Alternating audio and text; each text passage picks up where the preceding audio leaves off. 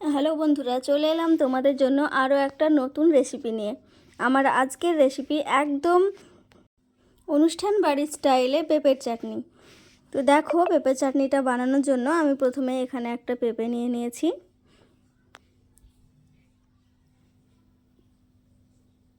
পেঁপেটাকে আমি এইভাবে কেটে নিচ্ছি, আবারও মাঝখান দিয়ে কেটে নেব।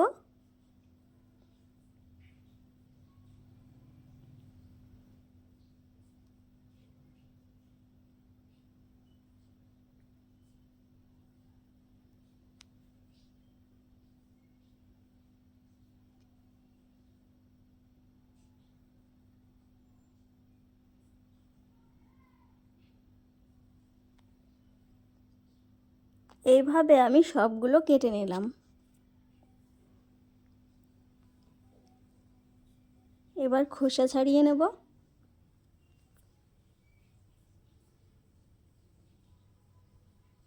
তোমাদের কিন্তু আমি রেসিপিটা খুবই সহজভাবে আর প্রথম থেকে শেষ পর্যন্ত খুব ভালোভাবে দেখানোর চেষ্টা করেছি।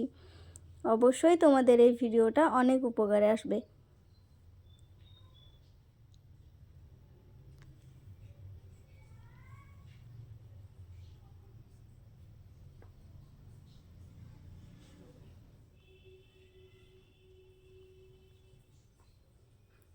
এইভাবে আমি খোসাটা খুব ভালো করে ছাড়িয়ে নিলাম।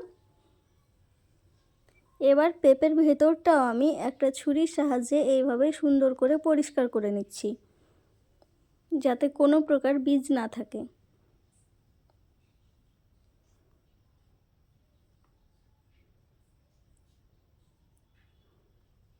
এইবার পেঁপেটাকে পাতলা পাতলা করে কেটে নেব।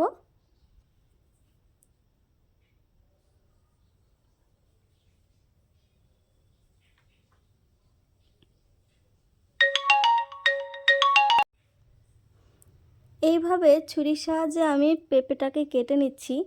তোমরা ছুরি বা বটি দিয়ে এভাবে কেটে নেবে। তো যতটা পাতলা সম্ভব ততটাই পাতলা করে কেটে নিতে হবে।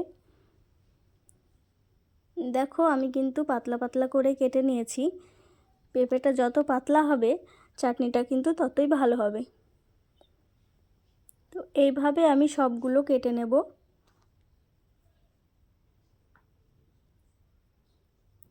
সবগুলো পেঁপে আমি কেটে নিয়েছি। দেখতেই পাচ্ছ সবগুলো একই রকমভাবে পাতলা পাতলা করে কেটে নিয়েছি। এবার পেঁপেটাকে খুব সুন্দর করে ধুয়ে নেব। এখানে আমি একটা পাত্রে জল বসিয়ে দিয়েছি। জলটা ফুটে উঠেছে। এবার আমি ধুয়ে রাখা সেই পেঁপেগুলো দিয়ে দিচ্ছি।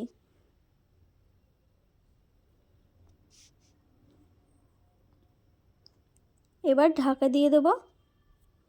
ঢাকা দিয়ে আমি 2-3 মিনিট মতো সেদ্ধ করে নেব।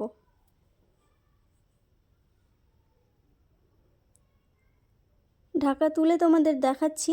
আমি কিন্তু এখানে পেঁপেটা 2 মিনিট সেদ্ধ করে নিয়েছি। পেঁপেটা কিন্তু বেশি সেদ্ধ করা যাবে না। আমি জল ঝরিয়ে রেখে দিয়েছি। দেখো, পেঁপেটা এইভাবে ভাঙলে কিন্তু ভাঙা যাচ্ছে, কিন্তু হাত দিয়ে চাপ দিলে গলে যাবে না। এই রকমভাবেই সেদ্ধ করতে হবে।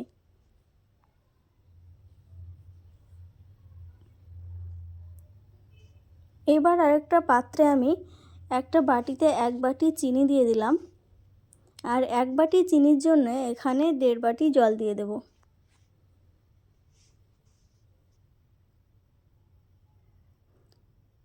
এবার চিনিটাকে খুব ভালো করে নেড়ে দেব।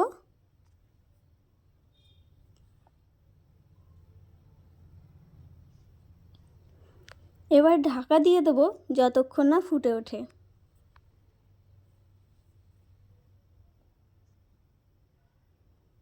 চিনির শিরাটা ফুটে উঠেছে। এইভাবে কিছুক্ষণ ফুটিয়ে নিয়ে পেঁপেগুলো দিয়ে দিতে হবে। আমি এখানে 1 মিনিটের মতো ফুটিয়ে নিলাম। তারপরে পেঁপেগুলো দিয়ে দিলাম।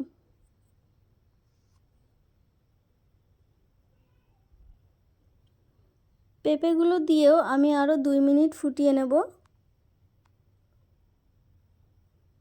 তার মধ্যেখানে এখানে দিয়ে দিতে হবে স্বাদ মতো লবণ। পেঁপের এই চাটনিটাতে লবণ কিন্তু বেশি লাগে না, অল্প একটু দিলেই হয়। ভালো করে নেড়ে চেড়ে দিলাম।